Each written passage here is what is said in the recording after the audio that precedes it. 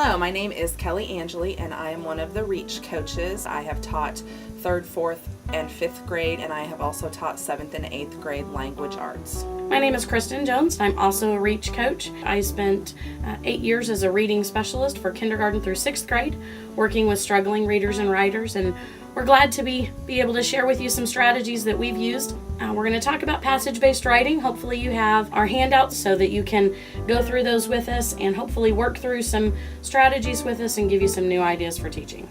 Today we are going to learn more about passage-based writing. We are going to understand the difference between quoting, paraphrasing, and summarizing, learn and practice writing some passage-based prompts, and learn some editing and revising techniques. One of the first things we want to think about is everything that goes into it. Think about a model of a tree. A tree needs to have a good, solid root system in order to stand up straight and tall. When we think about the root system for writing, some of those foundational skills, students need to be able to write sentences. Students need to be able to use punctuation correctly. Students need to be able to spell high-frequency words. They need to know about paragraphs and what paragraph structure looks like. And then also at the very basic level, students need to be able to form letters and know about spacing words. Once we have all of these lower-level transcription skills in place, then we can work on some of those higher-level transcription skills. One of the first higher level transcription skills is that students need to be able to stay on topic when they're writing. We don't want them to be writing about what they did over the summer and then move into when they went bowling. We also need to have a good flow of ideas. Students need to be able to use their words for effect, so they need good word choice. Students need to keep their audience in mind. Who specifically are they writing to? They need to know about story structure if they are writing a narrative. Once we have all of these things in place and we've got that good solid root system, we've got good branches and leaves, that is when we get to writing proficiency.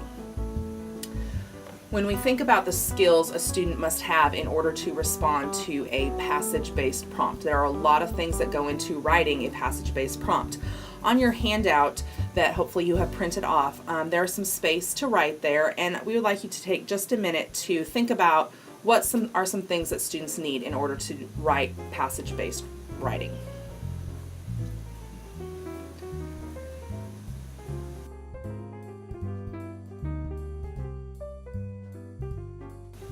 Some of the things that we thought about when we were talking about passage-based writing, first of all, students need to be able to know how to read. They need to be able to comprehend what was read. And within that comprehension, they need to know how to summarize, they need to know how to paraphrase. Students also need to be able to write incomplete sentences. They need to be able to organize their ideas using a graphic organizer, an outline, something like that. They need to understand paragraph structure, and they also need to be able to cite textual evidence. You may have some other things that you had in mind also, but those were just some of the ideas that we came up with when we were thinking about passage-based writing. When we think about the 5th grade opinion writing rubric, for ideas and development, that is worth 30% of their score. In order to get a 4, students need to be able to summarize and paraphrase. If your students last year on that 5th and 8th grade writing test did not summarize or paraphrase, the highest they could get is a 2. So when we think about the weight of this ideas and development, that's 30% of their grade. Another area on the rubric is the organization, unity, and coherence. This is 25% of their grade. This has pretty much stayed the same as it was in previous years, but when we think about the weight of these two areas, ideas and development, organization, unity, and coherence, that's 55% of the student's grade.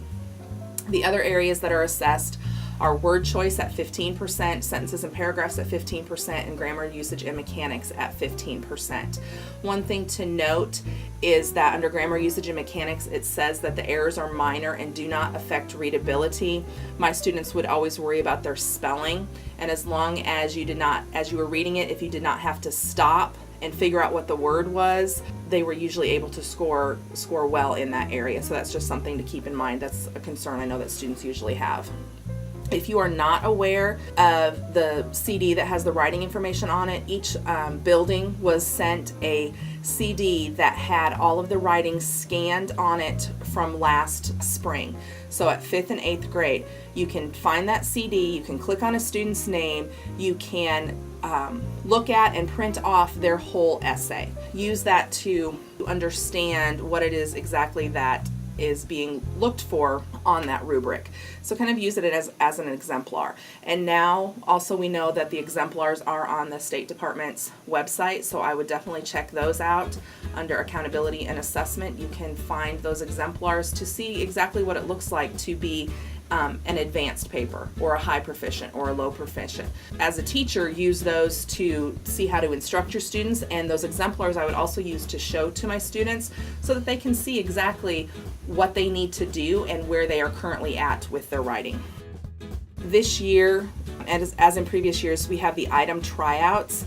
And on the reading test, students will have to do a short writing in 3rd through 8th grade. So these are just some examples of what students are going to be asked to do. So in 3rd grade, use details from the story to explain what wealth means to the people of Shobi's village. So students are going to have to be able to read this passage, go back, write about what wealth means, and use details from the story. These are also available on the website so that you can see what is going to be expected of your students. And again, these are the item tryouts. They will not be accounted against the student or the school, but students still are going to be expected to be able to do these types of writing. All of the prompts include using details from the selection to support their answer. So students definitely in grades 3 through 8 need to be able to go back to that text and include details from the text into their writing to complete what that prompt is asking them to do.